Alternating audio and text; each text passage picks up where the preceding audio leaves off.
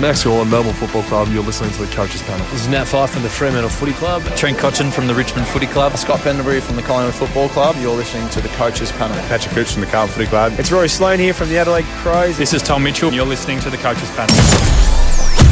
For years, Lachie Whitfield has been a staple in our backlines across AFL Fantasy, Dream Team and SuperCoach. But in 2024, it's fallen off the radar a little bit. Is that because he's past his best? Or are we forgetting one of the best scoring options? Hello, it's MJ from the Coaches Panel. I hope you're well. Welcome back to another episode of the 50 Most Relevant. Number 38 today, Lachie Whitfield, a star of years gone by, but maybe we'll get a few more seasons out of him yet. Joining me on this episode, for the first time we've collaborated with him, and if you've been on Twitter, podcasts, YouTube, chances are you've seen this man's beautiful face rolling around the community, getting involved. It's Mitch from the Ball Boys. Hello, mate. How are you? I'm good, MJ. Long-time listener, first-time speaker. So very excited to make my 50 Most Relevant debut. And I've got a very interesting player to talk about today in Lachie Whitfield, who I think maybe doesn't quite get the discussion he might deserve, at least this preseason.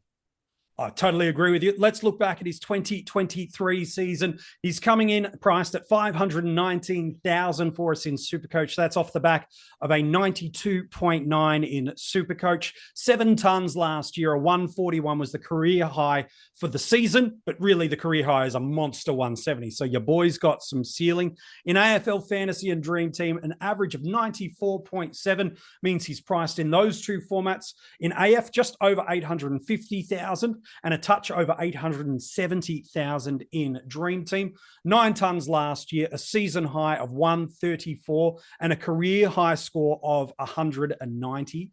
Mitch, there's not too many players in AFL that when you just watch them, when you own them in your team, there are certain players that induce this great feeling of adulation and excitement because you know within a 2-minute window, they can score you 30 points. On the other side, it's just a nerve-wracking moment because that injury history, which I'm sure we'll get to in a moment, just has you feeling that with every tackle, every burst of speed as he's surging away from an opponent, you're going, please let the strings hold intact. He's an amazing player to watch and a fun player to own too. Yeah, 100%. Like, you know, you talk about ceiling and things like that. If you have a player that can reach in AFL Fantasy the heights of 190 on any given night, but on the flip side, he can, you know, he's obviously had a few early injuries in games in the past. So there's a wide range of outcomes when you're watching a Lachie Whitfield game, but it does still come back to the fact that this guy is a freak of a talent.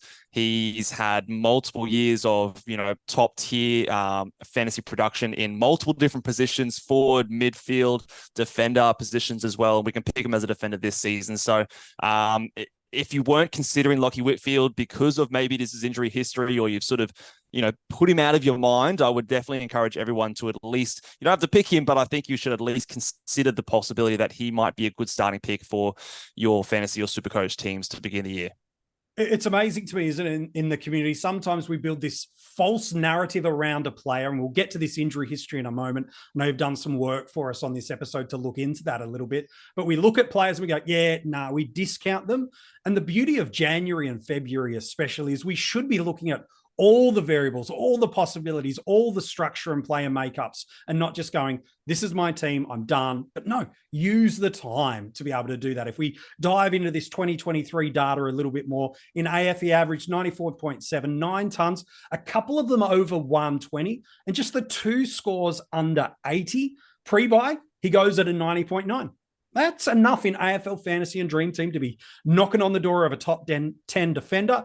However, in the final 8 games of last year, 100.8 is his average, and certainly one of the best defenders to have owned on the run home. And really, that's when the GWS Giants really got cracking and surged towards finals. In SuperCoach, 92.9, 7 tons. So also 2 scores over 120, a little bit more scoring variance, 5 under 80.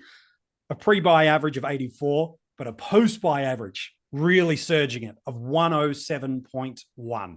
There are 2 things I want to unpack with you about him. One is around a narrative that he has lost his ceiling. Okay, maybe the 190 might not be there, but as you said, anyone that can do it, you want to look at. He's got multiple 130s last year. So to me, the ceiling conversation feels a little moot. But the big one that I think probably rules people out of him is he's got a terrible injury history. What's your take on the injury history narrative of Lachie Whitfield? Well, I want to attack this from a two different point of view. One that's specific to Lachie Whitfield, and one that's like, I guess, an attitude towards players who've had injuries in the past in general. Because, and I'm going to reference a fantasy basketball legend, Australian legend podcaster, Josh Lloyd, that, in my opinion, is a very good way to surmise it very succinctly. You're injury prone until you're not, and you're an Iron Man until you're not. And we saw that in a very famous example. I want to bring up a player different to Lachie Whitfield who had a similar kind of injury history before last season in Tim English, who prior to last season had identical games played as a Lachie Whitfield in the previous 4 seasons in a row. And we know what happened to Tim English last season. He came on and played every single game and was the leading AFL fantasy scorer for the season. So if you were having a similar attitude to someone like a Tim English, who had the exact same amount of games played as a Lachie Whitfield, and you faded him in the start of the year because he's injury prone, well, then you, by most accounts, probably had a pretty miserable season, because he definitely made you pay for it. So that's not to say that they're exact same player, but just in general, ruling someone out because previous years they haven't played all 23 games or whatever it is, I think that can lead to,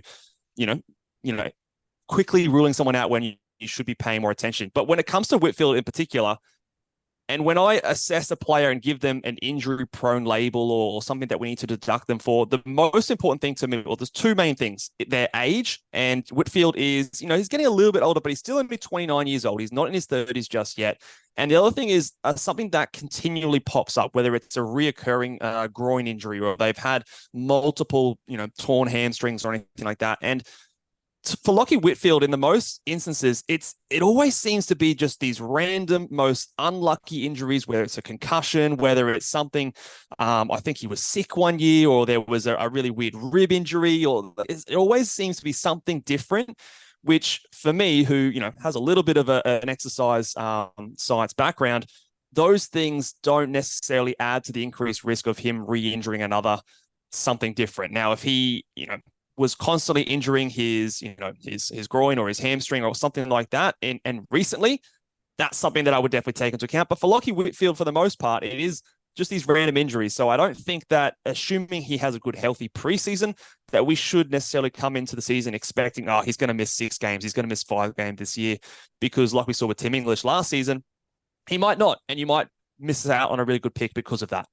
Yeah, it's a really great take, Mitch. The fact that he missed 2 games last year, one was a suspension, the other he got concussed. So neither of those can really feed you into an injury-prone narrative. I think he had an appendix removed like 1 year, like super random. Like if you're playing Operation, he has had pretty much every single one of the injuries that you could experience in a player. He's one of the safest 90-plus historical defenders that we could see. He hasn't gone under 90 since 2017, and just 1 seasonal average under 92 in SuperCoach. He was a top 10 defender for us last year by average in AF, and a top 15 defender for us in SuperCoach. And so even with a season where he just flew under the radar for us, he's still finding a way to get it done. But as we turn towards 2024, and that's what we've got to do, the past can only inform future decisions. It's an indicator, but not the decider about what will or won't happen. GWS have an interesting early run of fixtures. They do play an opening round and do get that early bye. I'll unpack that with you in a moment. But when we're starting with a player at his price point, Mitch, we want to see significant premium scoring early and definitely overperforming what we're paying for. He did it for us at the back of last year. What do you see in this early fixture of the Giants to give us some confidence or some potential concern to either fade or elevate where we should be looking him in our starting squads? Ryan Reynolds here for, I guess, my 100th Mint commercial. No, don't.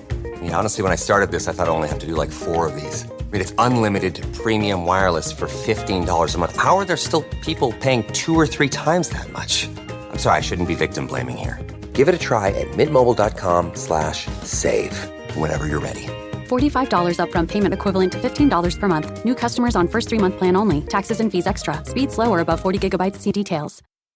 So, yeah, I think when it comes to picking your premiums, you do want them on. Now, I try not to take it as much into account as during the season, because obviously you're picking a guy in round one. You're hoping to have them, especially at a premium price for the entire season. But if they start really, really well and start with a bang, it can be very difficult for other teams to get on board because their price is going to rise. And if he is a unique player, he can stay unique for you for a longer time. So first 2 rounds for fantasy are about as good as they get for defenders, midfielders, for whatever he does, which is a lot of different positions. North Melbourne and West Coast in round 1 and 2. So you've got basically the most favorable matchups for a player like Whitfield, who gets into space, gets a lot of the ball. Those North and West Coast teams, I think, will allow him to do that. He does then have his bye, but immediately after his bye, he's got the Gold Coast Suns. New Dimmer Hardwick coach over there. We've seen him allow halfbacks to rack up a lot of fantasy points in the past, and then St Kilda. So another team that, again, halfbacks feast on. We have a lot of, records from last year to say that they get a lot of points.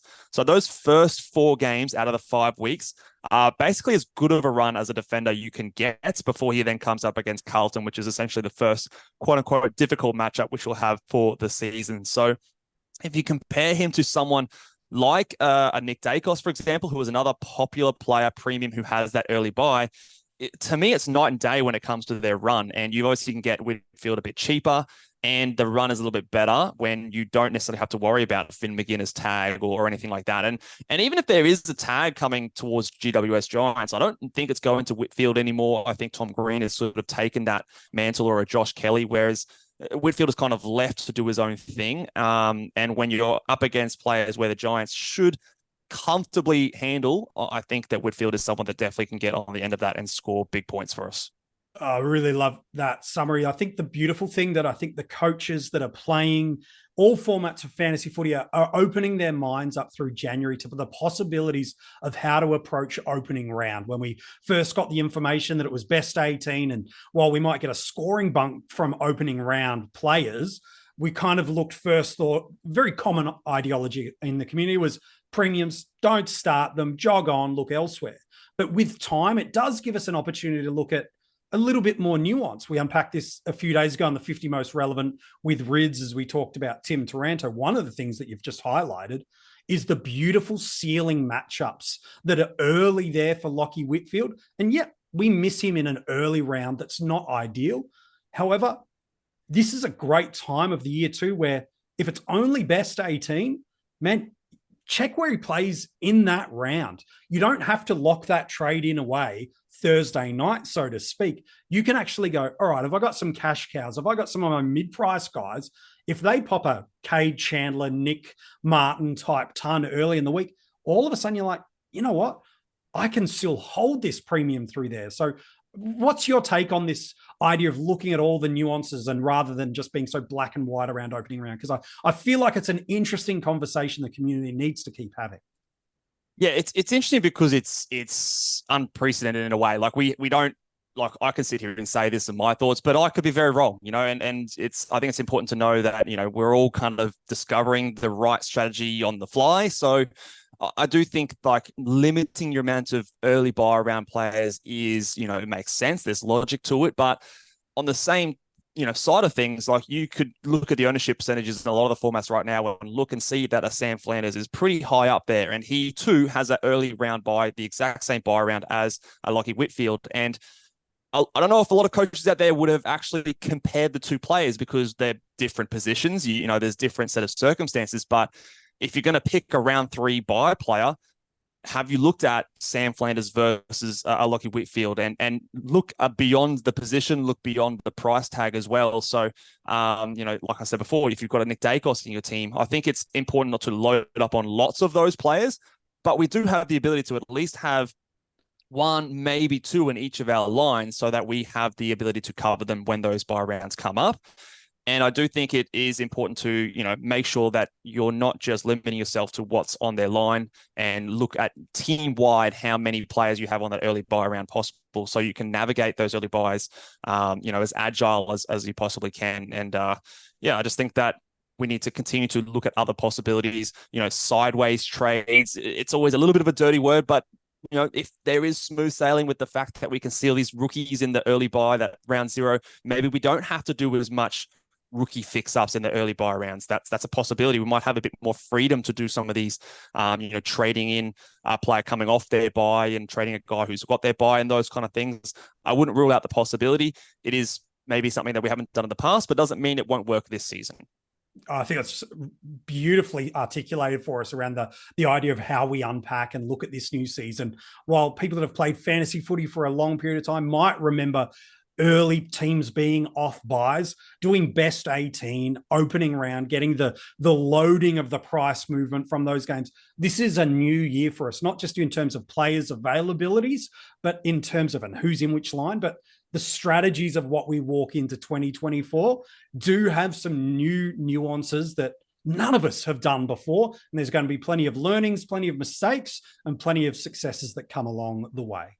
Much of the preseason, and probably to be fair, much of the 40s of the 50 most relevant was really targeted at the forward line, really waving the big red flag. It's a painful line. Hunting value is important, and how much can you trust these top-end premiums was certainly a big piece of the conversation. And while the pain in the forward line, ask anyone that's done a draft rank, they'll be like, it's worse than you realize. But our backlines haven't exactly been untouched. We've lost 3 really important players that were really relevant last year in Jordan Dawson, Will Day, and Sam Doherty. They're all out. And then I know it's probably a little tongue-in-cheek, but you can build a narrative to poke some holes in a bunch of different defenders. Does Sicily get as much ball with a maturing and improving Hawthorn? Does the mooted move to the midfield of Tom Stewart, which I don't think will happen, but that's fine. Does the move to the midfield cap his ceiling? Does Dacos get absolutely clamped early in the year with matches against Hawthorn, Port Adelaide, and Sydney?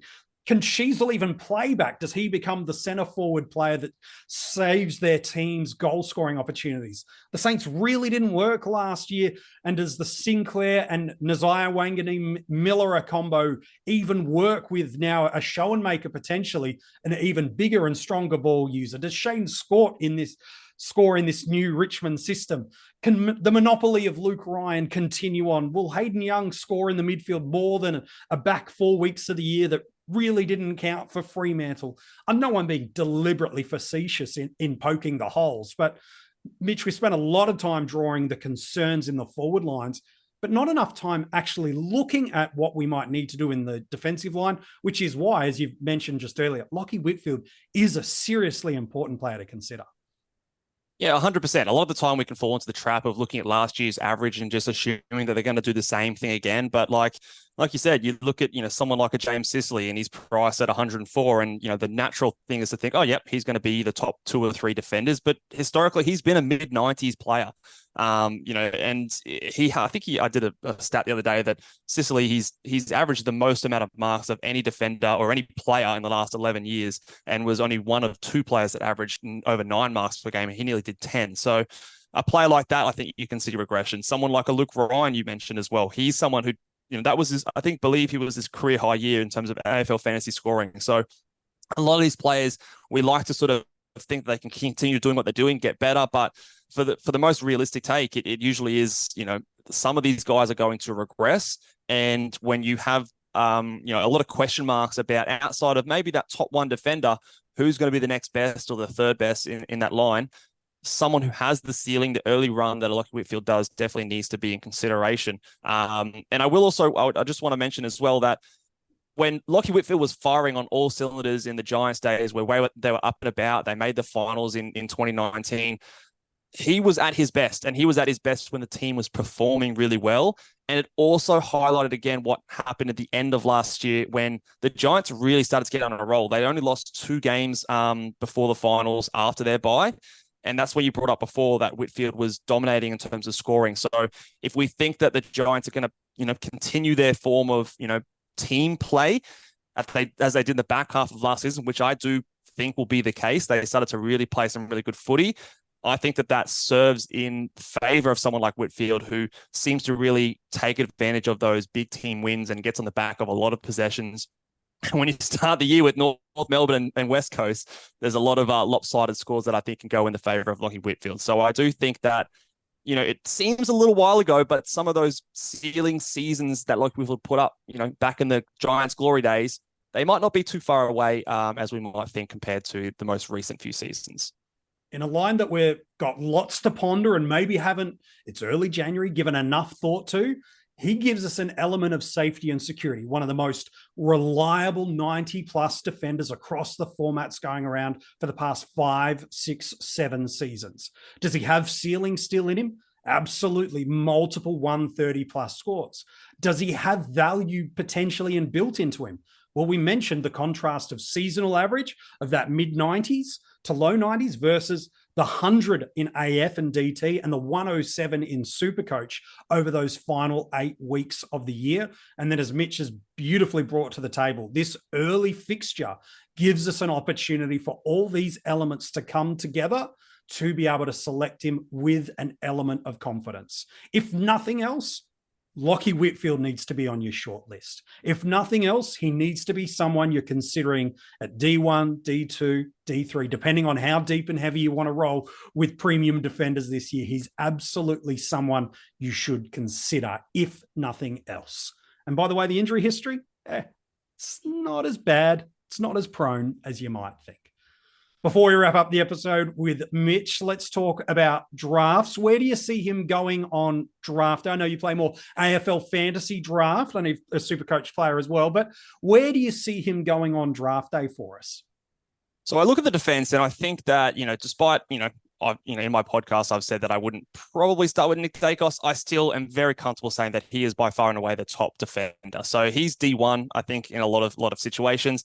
I still think that someone like a Sinclair is up there as well. But as soon as I get past those two names, someone like a Lachie Whitfield to me comes into consideration. I think he's in that tier of a bunch of players that can average sort of the high 90s. Maybe if things go their way, they can crack the 100. So I've got him in and amongst players like Sicily, players like a Harry Sheasel or Tom Stewart. I don't really know what's going on with Nick Newman and the return of Zach Williams and whether that affects him, but he's in that group of players, I think, there. So he's definitely someone's D1 in a draft as opposed to, anything lower.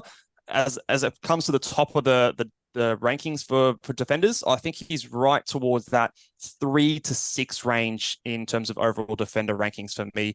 And I think it's someone you definitely need to have a look for. And you might be able to get him at value on drafts because of that perceived injury risk that a lot of teams might have. And his average is a little bit below some of those other guys. But I do think that he can challenge a player like a Sicily, for example. Yeah, I really like that take. I think in SuperCoach, he probably slides back maybe a defensive spot to a D2.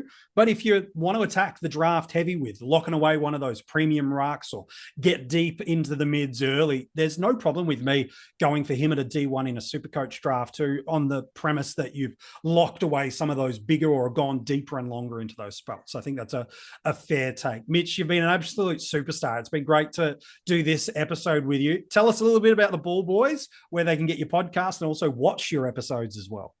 Yeah, mate. You can find us Ball Boys AFL Fantasy on YouTube. We've got a YouTube channel over there. Go and subscribe if you like the visual performance. I know my hair's not quite up to the scratch of yours, mate, but I try to follow example. But yeah, you can find us there or on podcast, Spotify, Apple Podcasts. I'm on Twitter at Ball Boys Fantasy. And if you're into fantasy basketball as well, NBA fantasy, you can also check out a little bit of stuff that I do over there at Ball Boys Fantasy Basketball. Trying to wear 2 hats this time of year keeps me busy, but it's also very enjoyable with lots of different things to talk about. Mate, you're a superstar. Thanks so much for joining us on this episode, buddy. Thank you so much, mate. Thanks for having me. If you want to go through, if you're like, you just listed all these things I'm going to check out, good news, we'll put it in the description of this episode. So if you're like, what's that video? What's that NBA thing? I'm down for that. Where do I get in touch with him on X? We've got you covered. Just go to the description of this episode.